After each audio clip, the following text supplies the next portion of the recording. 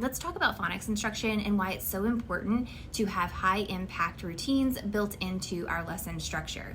So when I work with teachers, I often ask them a couple of questions when they are choosing a phonics activity to use. The first question I ask is, does it align with your scope and sequence?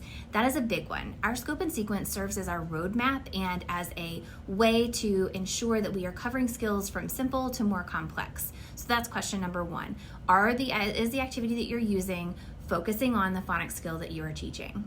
The next thing that I ask is, does this activity force students to both encode and decode? When we are teaching students to read, it has to be so explicit and systematic. We have to help them see the connection between the phoneme side and the grapheme side. So if we are forcing our students to read the words and write the words and map the words, that's a check, and that's a great activity to use. The other thing I ask them is, do you have a system for how you take these activities that you want to do and lay it out in your lesson plan for the week? This is where this tricky part comes in, and teachers often don't want to hear this, but it's important to think about. When you are choosing a phonics activity for your small group or your whole group instruction, you really need to decide, are you looking for quality activities or are you looking for quantity? The answer should be quality. You want your students to come to your small group table and you want them to know exactly what to expect from day to day. And this comes from building routines and choosing just a few really high impact activities that are going to work for your students. There's nothing worse than sitting down at a small group table and having to explain directions to multiple games every single day of the week. So I encourage you to just choose a few activities that are going to connect the phoneme to the grapheme, force your students to decode and encode, and those are the activities that I would use. I have a few that I'm going to share with you that are my favorite.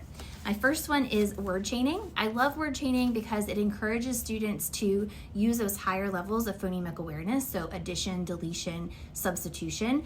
And I just have pre-made word lists that I just put on a little ring for every phonics skill, and then I keep this at my small group table so that I can quickly flip to whatever phonics skill I'm working on and do the word chaining activity. Another activity that I really like is just phoneme grapheme mapping. Just have some Elkonin boxes and I will use my word lists, and what I'll do is I will just have them push up the chips, map the sounds, and then go back in and rewrite that sound. Another activity that I love that's really easy is to do a word sort, but do it in a different way. So give your students two headers, and if you're working on, let's say, OR and ORE, those are the headers, and then you give them the word. So the word is form. So they're going to tap it out, form, and then they're going to write it on their sticky note or their note card. And then they have to decide whether it goes in the OR or the ORE column. And then when they're finished, they have to read both columns. So they're encoding and they're decoding. And my final and favorite, one of my favorite activities is dictation. This can be word dictation or sentence dictation. So when we do dictation, we're encouraging students to spell the words that they are hearing, put them in a sentence form, and then read the sentence. So this is another great high impact activity that you can do with your students.